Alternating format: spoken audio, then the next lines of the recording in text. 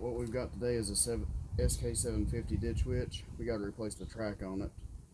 Now, there's a couple different ways you can do this. The way I went about it was I put jack stands under the front boom, used its own hydraulics to pick up the front half, used a floor jack to pick up the back half, then I put jack stands under the back. What you also want to do, which is what I've done here, is pressure wash everything and get it good and clean, because it'll help you out a lot. Now the way you tighten the track on these is there's a grease fitting that goes in this little valve, and this is a one-way check valve, by the way. So if you just pull the grease fitting out, the grease isn't going to come out. You have to have a 19mm socket and loosen the check valve up. So I'll do that for you right now. And you can see the grease shoot out the back.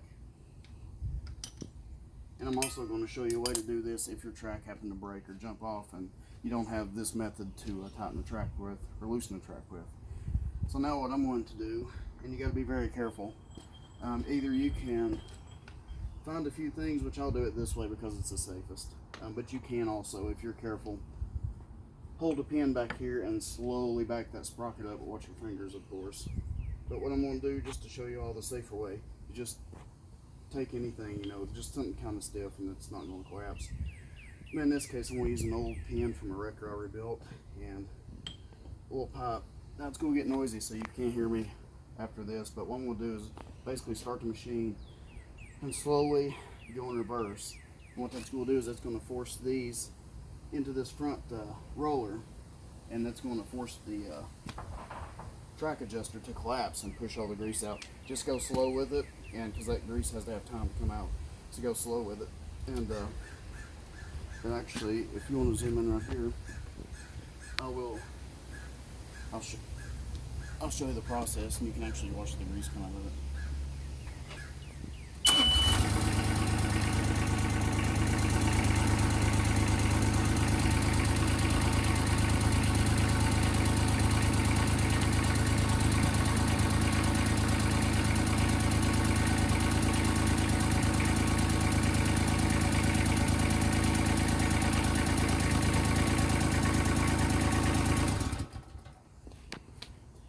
So you can see it pushed, hopefully it pushed most of the grease out. It looked like it did. So this is pretty well collapsed.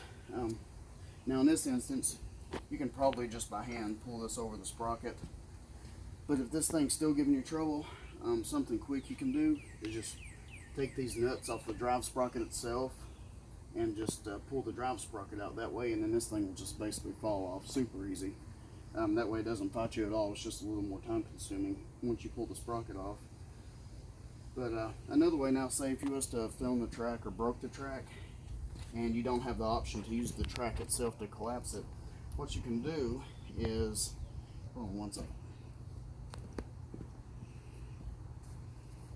Never mind, I've got it holding the machine up. So anyways, I was going to show you with the jack stand, but you can use anything. A block of wood would be the best. But say the track's off of it and you filmed the track or broke it, you can use the boom of the machine and put a block of wood, or have somebody hold a block of wood here and loosen that just like I showed you. Put the block of wood here and boom down and curl back, and actually use the machine itself to push the track adjuster in. So now what I'm going to do is I'm going to go ahead and I want to attempt to pull this off on camera real quick, and it may or may not go smooth. So seeing this how I'm on camera, it'll probably fight me every step of the way, but we'll try it. First, we'll try to get it off the front sprocket and see how that goes. If not, I'll pull it off the rear. It's been a while since I've done one of these, so. Yep. Oh, I just remembered another trick I used to do too.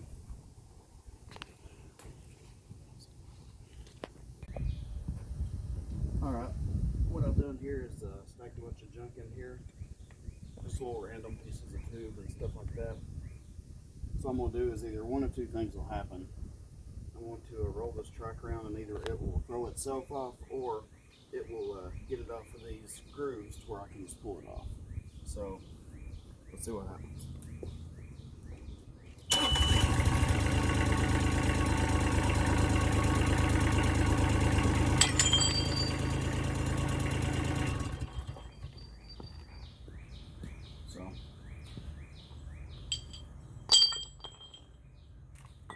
And taking it off.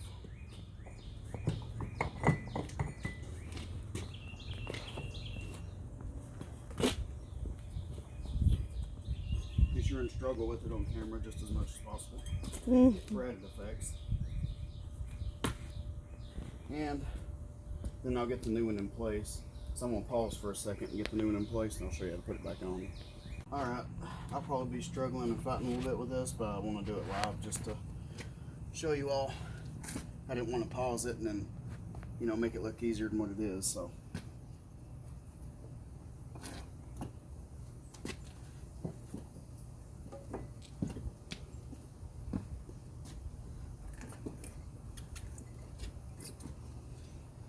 And keep in mind, the new track is going to be a little harder to get on because it's new. It's not had a chance to stretch or anything yet, like the old one has. So,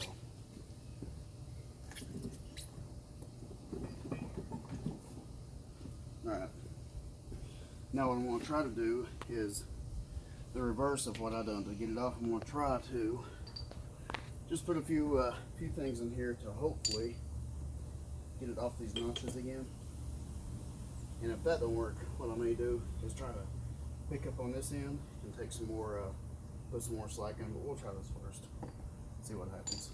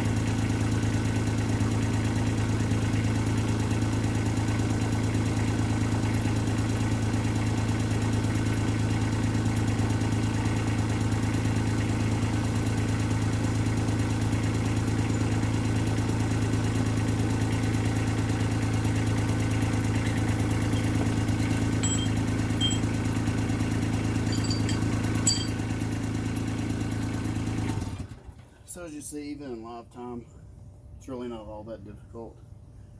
So now what we're going to do, I'm going to pan over here a little bit. Just double check and make sure that you know, your sprocket is actually in the grooves and everything. And just the grease fitting or the check valve that you would loosen, tighten it back down. Not real crazy tight or anything. Probably left the other socket on the other side. I may have to run and grab it real quick, but oh, there we go. Okay, so put your grease fitting back in, which I usually take them out just to clean them and make sure that the little check in the grease zerk is working.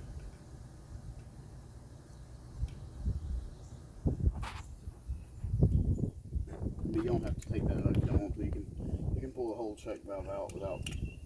And just leave that grease fitting in place if you want.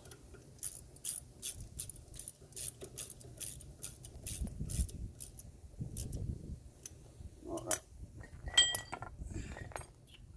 And at this point, you can put your grease gun on here. And all it is just a big hydraulic piston. And you're just using grease as the medium to push it. So.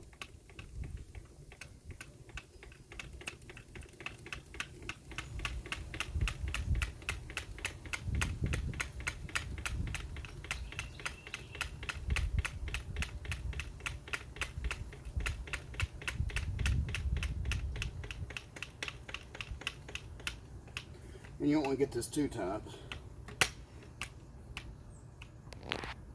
And the awesome thing is I think I'm out of grease right in the middle of my video, and I don't think I have any more. So once again, I'm going to have to pause this and go get some grease.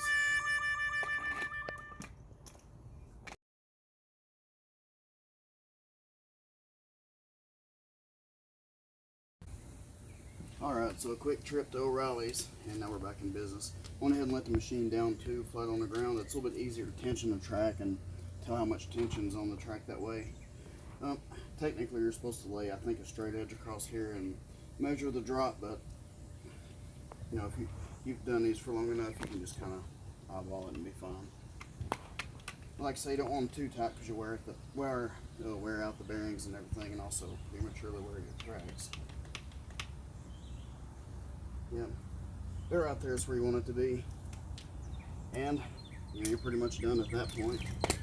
Now these track will probably wear in pretty quick, so you will, after a few hours or so, just the whole time really just keep an eye on the track tension, because these will loosen up fairly quickly, and you'll just want to retighten them, retension them. Then after that, they should be good for many hours. So, alrighty, that's pretty much it. So I'm gonna do the other side, and it's exactly like this side.